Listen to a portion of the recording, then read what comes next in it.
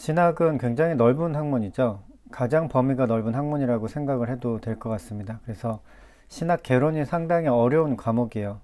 범위가 넓기도 하고 어느 정도까지 이제 다뤄야 하는지 굉장히 모호한 과목이기도 합니다. 그래서 대가들도 어려워하는 과목인데, 그래서 저는 뭐 범위를 너무 넓게 잡지 않고 좀 소박하게 해보려고 합니다. 그래서 기독교 조직신학 개론이라는 책을 가지고 이 책을 읽어 나가면서 신학에 대해서 이야기를 해보려고 합니다. 조직신학이라고 하는데 사실은 조직신학이 신학입니다. 그냥 신학이라고 생각하셔도 되고, 조직이라는 말을 붙인 이유는 뭐냐면은 신학 안에 이제 여러 가지 분과가 있거든요. 신학 안에 여러 가지 분야가 있는데 그 분야들을 모두 다룬다는 의미에서 이제 조직, 시스터매틱이라는 말을 붙입니다. 근데 그 말을 붙이지 않아도 그냥 신학이라고 하면 그냥 충분할 것 같습니다. 다니엘 밀리오리 저자에 대해서 좀 이야기를 해보려고 합니다. 저자는 유명한 사람이에요. 2009년 프린스턴 신학교에서 찰스 하치 석좌 교수로 은퇴를 했습니다. 굉장히 오랫동안 이제 교수 생활을 했고, 프린스턴 신학교랑 프린스턴 대학교는 다른데, 프린스턴 대학교에서 이제 석사학위와 박사학위를 받았다고 합니다. 장로교 출신의 그 목사님들 혹은 신학자들이 가장 다니고 싶은 학교가 사실 프린스턴 대학교예요. 프린스턴 대학교 혹은 프린스턴 신학교입니다. 그래서 장로교에서는 가장 좋은 학교를 나왔다고 할 수 있습니다. 다니엘 밀리오리는 신학자일 뿐만이 아니라 이제 목사이기도 합니다. 특별히 이제 프린스턴 신학교가 아마 더 그랬던 것 같아요.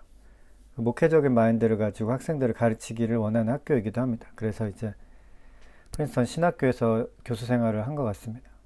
밀리오르의 기독교 조직신학 개론은 대표적인 조직신학 과목 교재입니다. 원제는 이제 Faith Seeking Understanding이라는 제목이고, 이 말은 이제 안셀무스가 한 말이죠. Faith Seeking Understanding, 이해를 추구하는 신앙이라는 뜻인데, 우리나라 말로 이제 뭐 그렇게 해도 될 것도 같았지만 어쨌든 조직신학 개론 과목 교재로 많이 쓰이기 때문에 제목을 그냥 이렇게 한 것 같습니다. 교재로 써라 하고 이제 제목을 만든 거죠.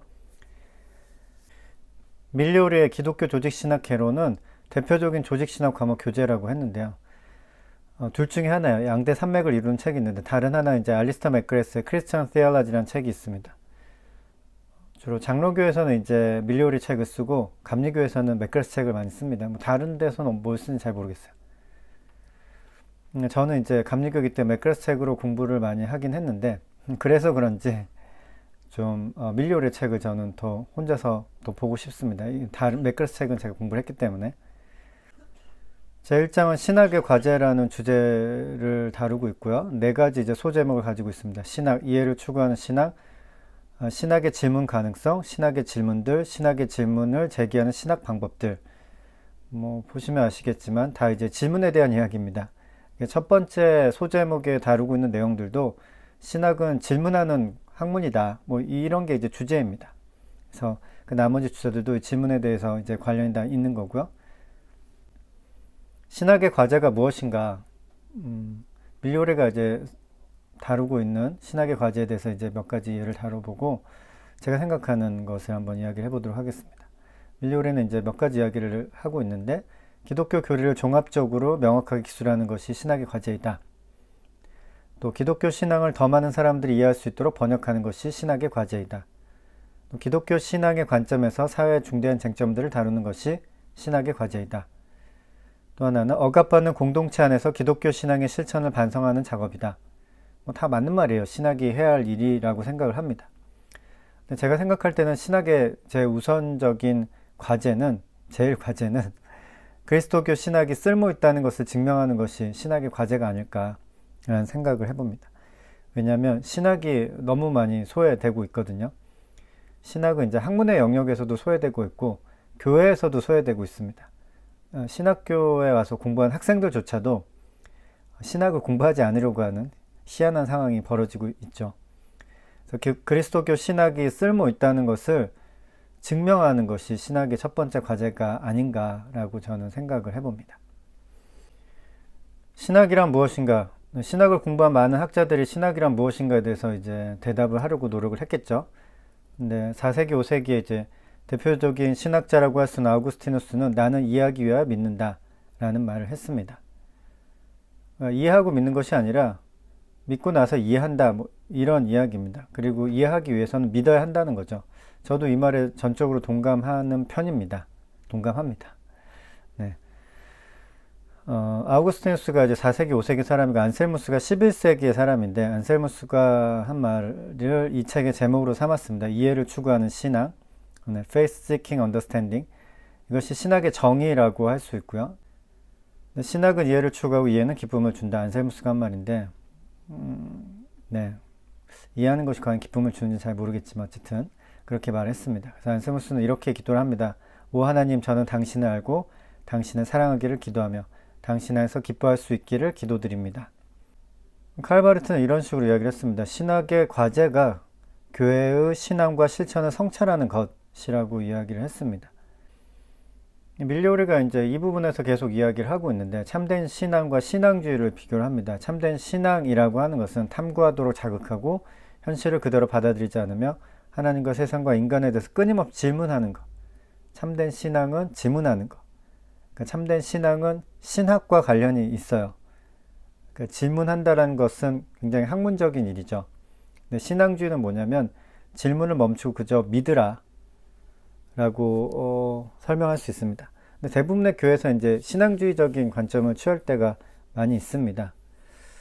왜냐하면 질문을 하면 이제 골치 아파지기 시작하고 질문을 하면 이제 분열이 일어나기 시작하고 질문을 하면 거기에 또 대답을 해야 하는데 거기에 또 만족할 만한 대답을 하지 못하면은 또 이제 문제가 발생하게 되죠. 그래서 이제 교회에서는 질문을 그렇게 좋아하진 않습니다. 근데 참된 신앙이라고 하는 것은 끊임없이 질문을 유도하는 것이 참된 신앙이라고 밀리오레가 말하고 있습니다. 저도 이제 거기에 동의하고요.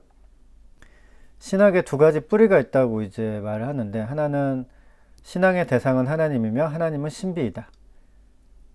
신앙의 대상이 하나님이라는 것을 기억해야 한다는 겁니다. 그리고 하나님은 신비스러운 존재라는 것도 기억해야 한다는 거죠. 그래서 하나님은 신앙의 대상이면서 동시에 주체이다. 뭐든지 다 그래요, 사실은.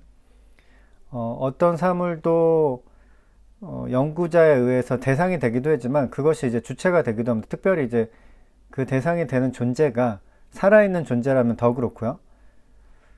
특별히 하나님이라는 존재면 또 그 주체성을 무시할 수가 없죠. 왜냐하면 우리는 하나님에 의해서 지음받은 피조물이라고 생각을 하기 때문에 피조물이 창조주를 분석한다, 연구한다, 뭐 이런 것은 사실은 좀 어려운 이야기죠. 굉장히 어려운 이야기입니다. 그래서 신학에서 이제 하나님이 이제 신학의 대상이고 신앙의 대상이면서 하나님은 동시에 주체가 되는 분이라는 것을 기억을 해야 한다는 겁니다. 가브리엘 마르셀이 한 말인데 문제는 해결될 수 있는 것이지만 신비는 무한하다. 근데 신학을 하는 것은 문제를 해결하기 위한 것이 아니에요. 신학을 함으로써 어떤 문제가 해결되는 것이 아닙니다. 신학의 대상이 하나님이기 때문에 그 하나님이라는 문제는 해결될 수 있는 문제가 아닙니다. 신비라는 것을 기억해야 한다는 거죠.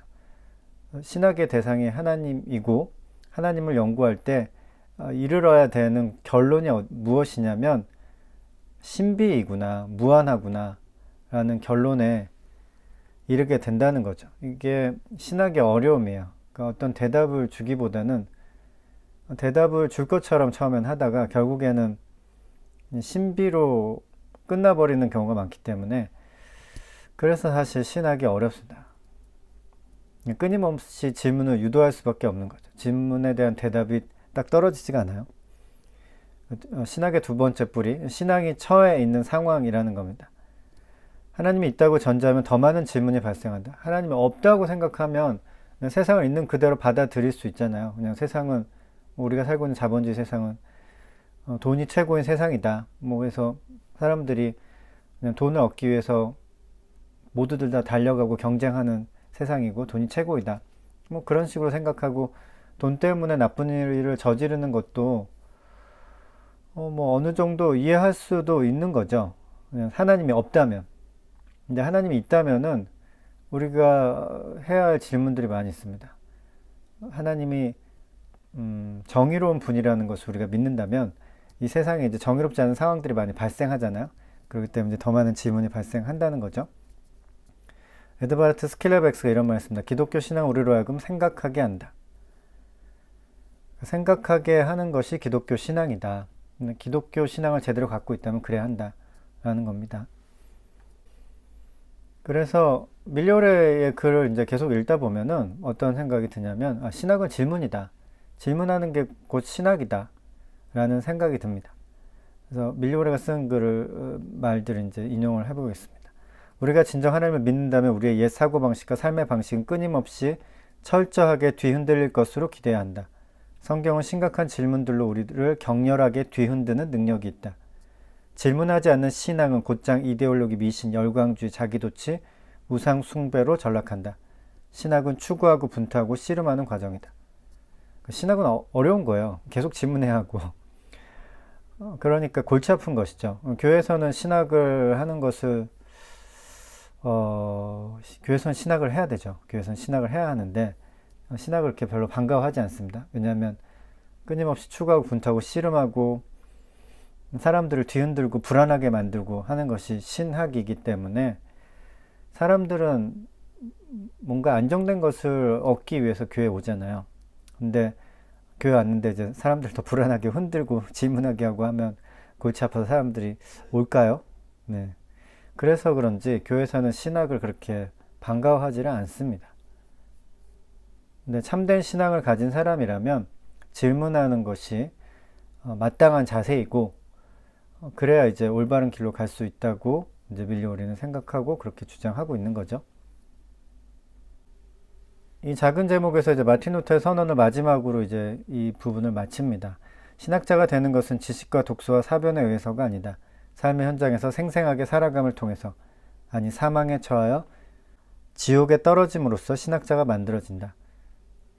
되게 멋있는 말인 것 같은데 저는 좀 동의하기 어려운 부분들도 있어요. 또 이렇게 이야기를 하면은 어떻게 또 말할 수 있냐면 책 읽는 게 중요한 거 아니다. 생각하는 게 중요한 거 아니다. 그냥 그런 거 없이 그냥 신앙을 가지고 하루하루 살아가는 게 중요한 것이다. 뭐 이런 식으로 이제 생각을 할 수 있기 때문에 마틴 루터의 말도 틀린 말은 아니에요. 이런 면도 없지 않아 있습니다. 신학자가 된다는 것은 책만으로 가능한 것은 아닙니다. 근데 책도 저는 꼭 필요하다고 생각을 해요.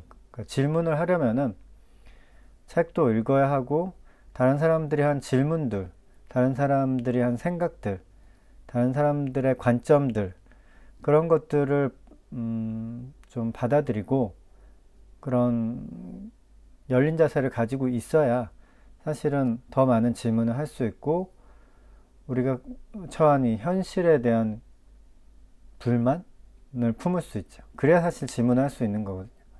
우리가 처해 있는 현실이 너무 만족스러워라고 생각을 한다면은 질문할 거리가 없어집니다. 그러니까 막다른 골목에 이르러서야 우리가 질문이라는 것을 하게 되잖아요. 세상이 왜 이런가?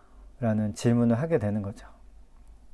그래서 루터의 말을 가지고 이제 소챕터를 마치고 있는데 올바른 마침은 아니다. 제 생각은 좀 그런 생각을 합니다. 밀리오레는 계속 질문하는 것이 신학하는 올바른 자세이다. 참된 신앙의 자세이다. 라고 이야기를 하고 있으니까 그걸로 이제 끝까지 밀고 나갔어야 하지 않을까. 신학이란 무엇인가? 신학은 밀리오레의 관점에서는 질문하는 것이다. 이렇게 생각을 할 수 있을 것 같습니다.